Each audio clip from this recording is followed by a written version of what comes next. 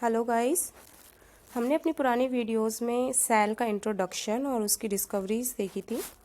अब हम आगे कंटिन्यू करते हैं, डिफरेंस देख लेते हैं प्रोकैरियोट यूकैरियोटिक सेल का, एनिमल एंड प्लांट सेल का और सेल एनवेलप एंड मॉडिफिकेशंस के बारे में पढ़ते हैं। सबसे पहले है प्रोकैरियोटिक और यूकैरियोटिक सेल के बीच में डिफरेंस। सबसे पहला डिफरेंस है कि जो प्रोकैरियोटिक सेल्स होते हैं उनका साइज़ वेरी करता है 0.1 से 10 माइक्रोमीटर। कहीं कहीं पर ये 0.1 to 5 माइक्रोमीटर भी लिखा हुआ होता है। यूकैरियोटिक्स जो होते हैं उनका साइज़ वेरी करता है 10 to 100 माइक्रोमीटर। प्रोकैरियोट्स होते हैं उनमें न्यूक्लियर मेम्ब्रेन प्रेजेंट नहीं होती, तो इस वजह से जो न्यूक्लियस प्रेजेंट होता है उसको हम फॉल्स न्यूक्लियस या न्यूक्लियोइड बोल देते हैं। वहीं पर यूकैरियोट्स जो होते हैं वो ट्रू न्यूक्लियस प्रेजेंट होता है उनमें। क्योंकि उनकी जो न्यूक्लियर मेम्ब्रेन होती है वो वेल डिफाइंड होती है। मेम्ब्रेन बाउंड ऑर्गेनल्स प्रोकैरियोट्स के अंदर प्रेजेंट नहीं होते, सिर्फ राइबोसोम को छोड़कर। यूकैरियोट्स में मेम्ब्रेन बाउंड ऑर्गेनल्स प्रेजेंट होते हैं। डीएनए सर्कुलर, सिंगल और विदाउट हिस्टोन प्रोटीन्स प्रेजेंट होता है प्रोकैरियोट्स में। डीएनए लीनियर और बहुत सारे नंबर में प्रेजेंट होता है यूकैरियोट्स में। ये हिस्टोन प्रोटीन का टॉपिक आप आगे 12th क्लास में भी पढ़ेंगे। Plant cell and animal cell में क्या डिफरेंस है? देखो, प्लांट सेल जो होता है उसमें cell wall, plastid, middle lamella, plasmodesmata ये सब प्रेजेंट होते हैं और यही सब एब्सेंट होते हैं एनिमल सेल में। कल भी हमने डिस्कस किया था कि जो सेल वॉल होती है वो आउटर मेम्ब्रेन होती है प्लांट सेल के अंदर, वहीं पर एनिमल सेल में सबसे आउटर मेम्ब्रेन जो होती है वो सेल मेम्ब्रेन होती है and cell wall are absent in the animal cell. Microvilli and centrioles are absent in the plant cell, whereas they are present in the animal cell. Food stored in form of starch in plant cell and food stored in form of glycogen in animal cell. Single vacuole and large in size is present in the plant cell, whereas many vacuoles which are smaller in size or may be absent in the animal cells.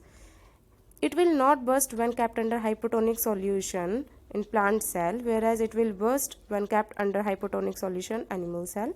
देखो, hypotonic solution क्या होता है? अगर cell के अंदर water ज़्यादा है उसके सराउंडिंग मीडियम से, तो वो बोलते हैं हाइपोटोनिक सॉल्यूशन। वहाँ पर क्या होगा, जो सेल होता है वो फूल जाता है यानी स्वॉलन अप हो जाता है। वहीं पर अगर ये हाइपरटोनिक सॉल्यूशन होता तो सेल जो है वो श्रिंक हो जाता। क्योंकि जो वाटर होता वो सेल के अंदर कम होता और मीडियम में बाहर ज़्यादा प्रेजेंट होता। यहाँ पर आप देख सकते हो प्लांट और एनिमल सेल में clear difference. Chloroplast, cell wall, plasmodesmata ये प्लांट सेल में दिख रहे हैं आपको।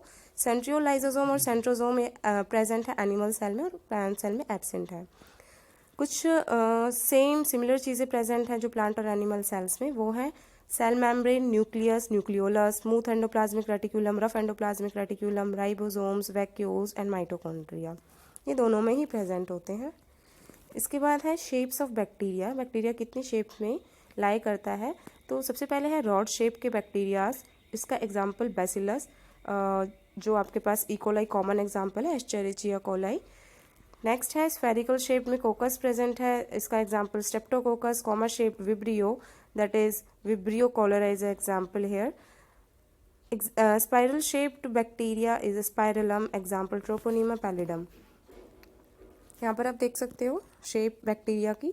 बैसिलस जो है वो रॉड शेप का दिखाई दे रहा है, कोकस जो है वो स्फेयर शेप का, vibrio comma shape, spirillum spiral shape का दिखाई दे रहा है। तो यहाँ पर एक एक एग्जाम्पल ज़रूर याद कर लेना। नेक्स्ट है न्यूक्लियोइड क्या है? हमने पहले भी इसके बारे में डिस्कस किया हुआ है। जब न्यूक्लियस प्रेजेंट नहीं होता, ट्रू न्यूक्लियस प्रेजेंट नहीं होता, मतलब न्यूक्लियर मेम्ब्रेन एब्सेंट है, तो उसको हम फॉल्स न्यूक्लियस बोलते हैं, जिसका दूसरा नाम न्यूक्लियोइड होता है। ये मेम्ब्रेन लेस स्ट्रक्चर है। मेम्ब्रेन लेस मतलब कि जो न्यूक्लियर मेम्ब्रेन होती है वो एब्सेंट होती है। Single circular double stranded DNA present होता है न्यूक्लियोइड में, जिसको हम प्रोक्रोमोसोम और जीनोफोर भी बोलते हैं। अब इस डीएनए के साथ साथ बैक्टीरिया में एक और टाइप का क्रोमोसोम प्रेजेंट होता है, क्रोमोसोमल डीएनए प्रेजेंट होता है, जिसको बोलते हैं हम प्लाज्मिड। अब इस प्लाज्मिड के बारे में थोड़ा देख लेते हैं। देखो, ये डायग्राम में बैक्टीरिया का डीएनए है और इसके साइड में ही आपको प्लाज्मिड दिखाई दे रहा है। ये प्लाज्मिड भी 3 तरीके का हो सकता है। सबसे पहले है आपके पास एफ प्लाज्मिड, जिसको हम फर्टिलिटी फैक्टर भी बोलते हैं। सेकंड है आपके पास आर प्लाज्मिड, जिसको हम रिकम्बिनेंट बोलते हैं। और लास्ट है आपके पास कोल प्लाज्मिड, जिसको हम कॉलिसिन भी बोलते हैं।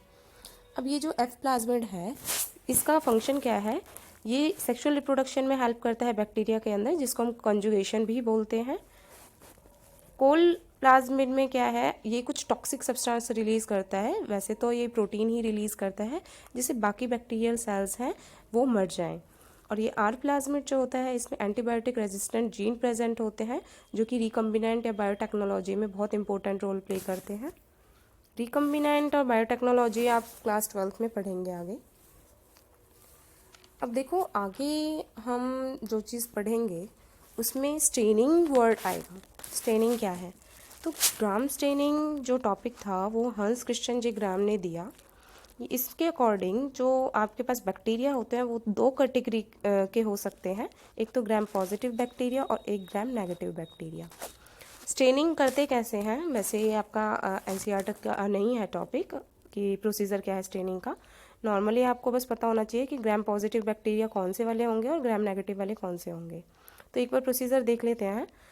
आप क्या करो, बैक्टीरिया लो एक चाइना डिश में, उसके बाद क्या करना है उसमें क्रिस्टल वायलेट अल्कलाइन मीडियम जो कि पर्पल ब्लू कलर का होगा वो उसके ऊपर डालना है।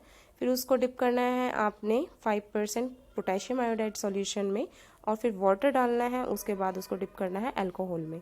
तो आपको क्या दिखाई देगा, जिसमें ब्लू कलर रह गया है वो होंगे सारे ग्राम पॉजिटिव बैक्टीरिया, और जिसमें से ये ब्लू कलर या फिर पर्पल कलर लूज हो गया वो होंगे आपके पास सारे negative bacteria, gram negative bacteria. ये बैक्टीरियल सेल बनाया हुआ है।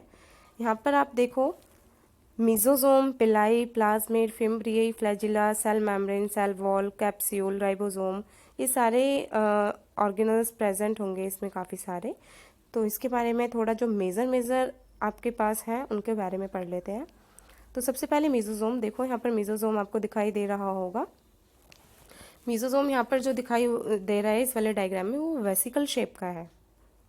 ओके, तो मीजोजोम क्या है, मीजोजोम इनफोल्डिंग है सेल मेम्ब्रेन की, वही फोल्ड हो जाती है और काफ़ी टाइप में बदल जाती है। वेसिकल फॉर्म हो सकती है, ट्यूबुलर हो सकती है, लैमिला यानी ब्रांचेस वाली फॉर्म जो होती है वो उस फॉर्म में भी ये प्रेजेंट हो सकते हैं। इसका फंक्शन क्या होता है, ये डीएनए रेप्लिकेशन में हेल्प करते हैं, सेल डिवीज़न में हेल्प करते हैं।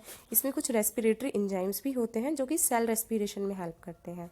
अगर आप देखो ब्लू ग्रीन एल्गी जो साइनोबैक्टीरिया बोलते हैं जिसको हम, तो वहाँ पर मीजोजोम जो होगा वो लैमिले टाइप का दिखाई देगा।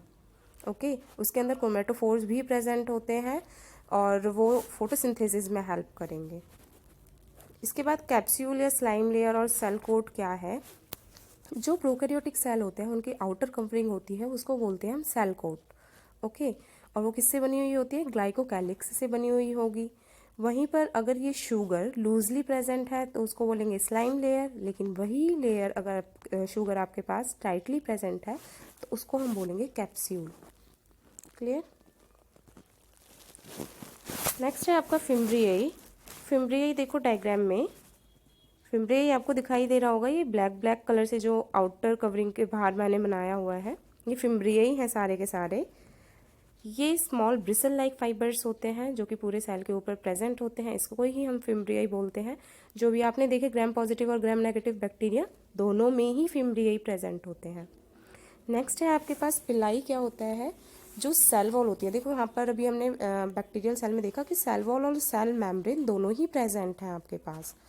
तो अब क्या है, ये जो सेल वॉल की फोल्डिंग होगी ये पिलाई होगी, और इससे पहले जो हमने पढ़ा था उसमें हमने देखा मीजोजोम्स जो है वो सेल मेम्ब्रेन की फोल्डिंग है। ओके, तो दोनों में डिफरेंस याद रखना। तो जो पिलाई होती है वो आपके पास एक स्पेशल टाइप के प्रोटीन से बनी हुई होती है, जिस प्रोटीन का नाम होता है पिलिन प्रोटीन। तो इसका फंक्शन क्या होता है, ये अटैचमेंट में हेल्प करती है और डीएनए की ट्रांसफ़र में हेल्प करती है एक बैक्टीरिया से दूसरे बैक्टीरिया में थ्रू सेक्सुअल रिप्रोडक्शन, जिसको हम कंजुगेशन भी बोलते हैं। तो इसलिए इस पिलाई का नाम दूसरा क्या है, सेक्स पिलाई। और ये होगी आपके पास ओनली ग्राम नेगेटिव बैक्टीरिया में प्रेजेंट, ग्राम पॉजिटिव बैक्टीरिया में पिलाई एब्सेंट होती है।